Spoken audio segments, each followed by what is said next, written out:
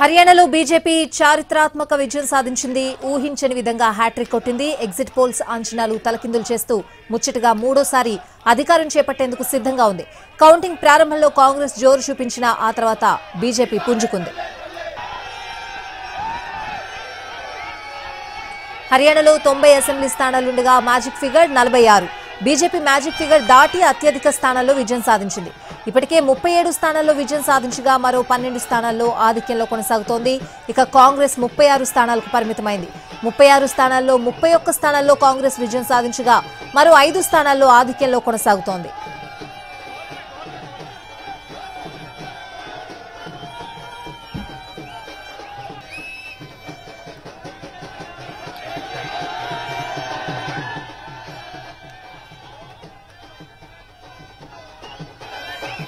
ఇక ఐఎన్ఎల్డీ 2 స్థానాలు గెలుచుకోగా ఇతరులు 3 స్థానాలు గెలుచుకున్నారు. 6 నెలల ముందే సీఎం పీఠంపై కూర్చున్న సైని పక్కా వ్యూహంతో పార్టీని గెలిపించుకున్నారు. 1966 నుంచి హర్యానాలో ఏ పార్టీ కూడా వరుసగా మూడోసారి అధికారం చేపట్టలేదు. ఇప్పుడు బీజేపీ హ్యాట్రిక్ కొట్టి రికార్డు సృష్టించింది.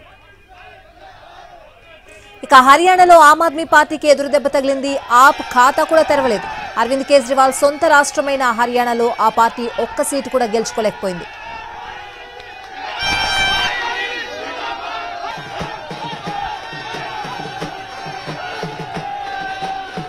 ఇక హర్యానాలో ఆమ్ ఆద్మీ పార్టీ కనీసం ఖాతా కూడా తెరవలేదు. మరోవైపు హ్యాట్రిక్ విజయంతో ఫుల్ జోష్లో ఉంది బీజేపీ అని చెప్పుకోవాలి. పూర్తి అప్డేట్స్ అడిగి తెలుసుకుందాం. మా ప్రతినిధి రాజు లైవ్ లో సిద్ధంగా ఉన్నారు. రాజు.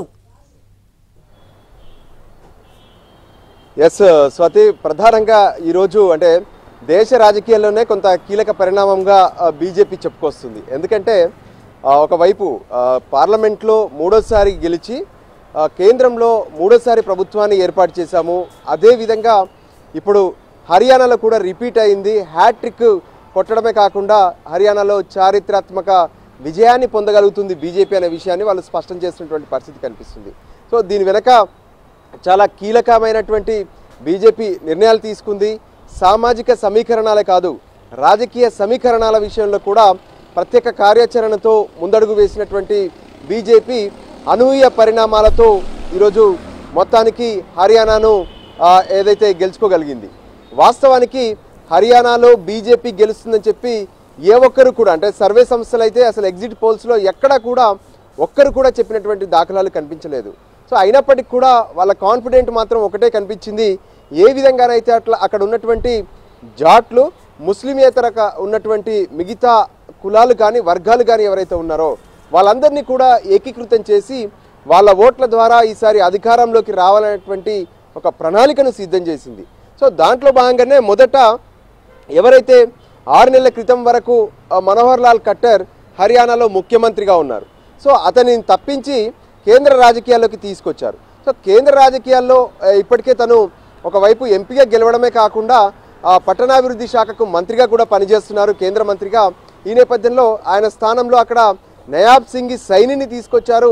సో అతను ప్రత్యేకంగా ఇప్పటి వరకు నెలకొన్నటువంటి పరిస్థితులు కావచ్చు, ఓబీసీకి సంబంధించినటువంటి వ్యక్తి. అంతేకాదు క్షేత్రస్థాయిలో మరోసారి బీజేపీని తీసుకెళ్లే ప్రయత్నం చేశారు.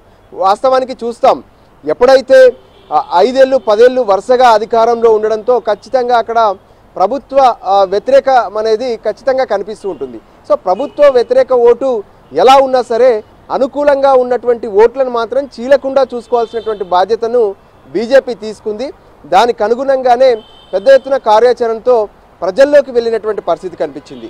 ముఖ్యంగా చూస్తే ఏదైతే జాట్లు కావచ్చు, మరోవైపు ముస్లింలు వాళ్ళ ఓట్లు బీజేపీకి పడవనే నిర్ణయానికి వచ్చారు. సో మరి ఓబీసీల ఓట్లు చీలకుండా ఎటువంటి నిర్ణయాలు తీసుకోవాలనే దాని మీద అక్కడ ఇచ్చినటువంటి సీట్లు, అంటే ఏదైతే ఎన్నికల్లో పోటీ చేసేటటువంటి అభ్యర్థుల విషయంలో చాలా కీలకంగా వ్యవహరించి అనుకూలంగా ఏదైతే ఓట్లు పడేటటువంటి సామాజిక వర్గాలు ఉన్నాయో వాళ్ళకు మాత్రమే అటు సీట్లు ఇచ్చినటువంటి పరిస్థితి కనిపించింది.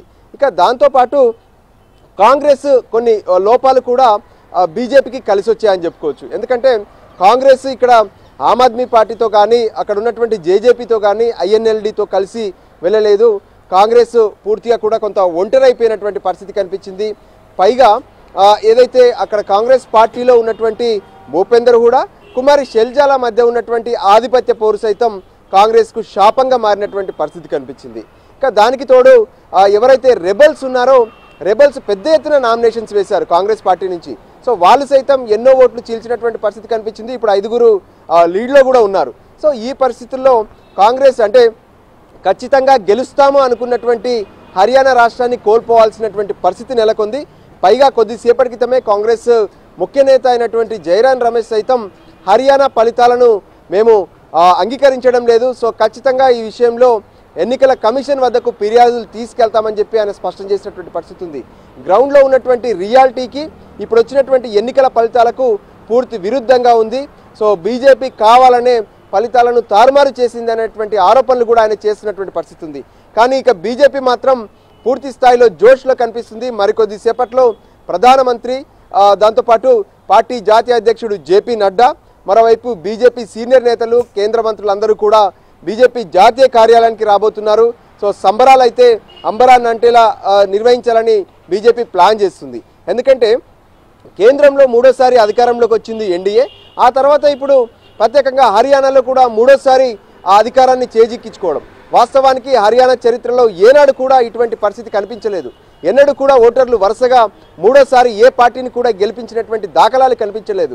సో 2 సార్లు మాత్రమే అవకాశం ఇచ్చేటటువంటి హర్యానా మొత్తానికి హర్యానా చరిత్రలోనే తొలిసారి 3వ సారి బీజేపీకి అవకాశం ఇచ్చినటువంటి పరిస్థితి కనిపిస్తుంది.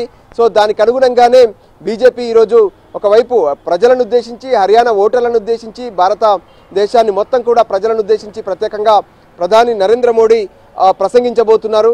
దాంతోపాటు ఏదైతే ఇప్పుడు హర్యానాకు సంబంధించి వాస్తవానికి 6 నెలల ముందే హర్యానాలో ముఖ్యమంత్రి మారారు.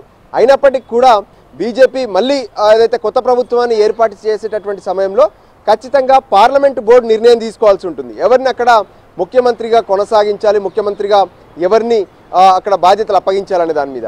సో దానికి అనుగుణంగానే బీజేపీ కీలక సమావేశం కూడా జరిగే అవకాశం స్పష్టంగా కనిపిస్తుంది. సో మొత్తానికి హర్యానా గెలుపు ఇప్పుడు బీజేపీలో జోష్ నింపడమే కాదు, రానున్నటువంటి 3 రాష్ట్రాల ఎన్నికలకు సైతం ఇదే ప్లానింగ్తో ముందుకెళ్లాలనేటువంటి ఆలోచనతో కనిపిస్తున్నారు.